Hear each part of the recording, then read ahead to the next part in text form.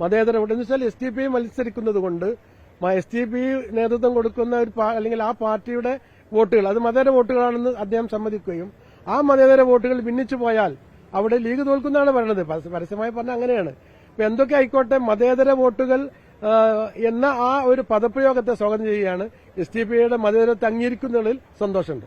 പല ദൂതന്മാരൊക്കെ അങ്ങനെ ബന്ധപ്പെടുന്നുണ്ട്, നിങ്ങൾ പിൻവലിക്കണം എന്ന രീതിയിലൊക്കെ ബന്ധപ്പെടുന്നുണ്ട്. പിന്നെ ചില ലീഡർമാർ ഇപ്പോ ഇങ്ങനെ ഇന്നലെ തൊട്ട് ആളുകൾ വിളിക്കുന്നുണ്ട്, നിങ്ങൾ അതിൽ ഒരു പുനരാലോചന വേണമെന്ന് ആവശ്യപ്പെടുന്നുണ്ട്.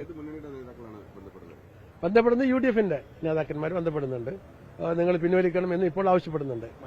മഞ്ചേശ്വരത്ത് അല്ല, അബ്ദുറഹ്മാൻ മത്സരിക്കുന്ന ഓരോ തെരഞ്ഞെടുപ്പിലും ഓരോ മണ്ഡലത്തിലും നമ്മൾ കയറി അങ്ങനെ പിന്തുണക്കുമെന്നൊന്നും ഒരു മാൻഡേറ്റ് ഒന്നുമില്ല. താനൂരിന്റെ അന്നത്തെ പ്രത്യേകമായ സാഹചര്യത്തിൽ അബ്ദുറഹ്മാനെ പിന്തുണച്ചു, വോട്ട് ചെയ്തു. അത് ശരിയാണ്. അദ്ദേഹത്തിന് കുറച്ച് ഒരു നാക്കുപോയി സംഭവിച്ചു, നമ്മളത് പറഞ്ഞപ്പോൾ അതിന് തിരുത്തുകയും ചെയ്തു. അത് നമുക്ക് സന്തോഷമാണ്. സബാഹ് എന്നല്ല ഒട്ടുമിക്ക സ്ഥാനാർത്ഥികളും നമ്മളോട് പിന്നെ അതാത് മണ്ഡലങ്ങളിലൊക്കെ ചോദിച്ച് വോട്ട് ചോദിക്കുന്നുണ്ട്. അത് സ്ഥാനാർത്ഥി അല്ല, അത് ചോദിക്കുമല്ലോ, അത് സ്വാഭാവികമല്ലേ.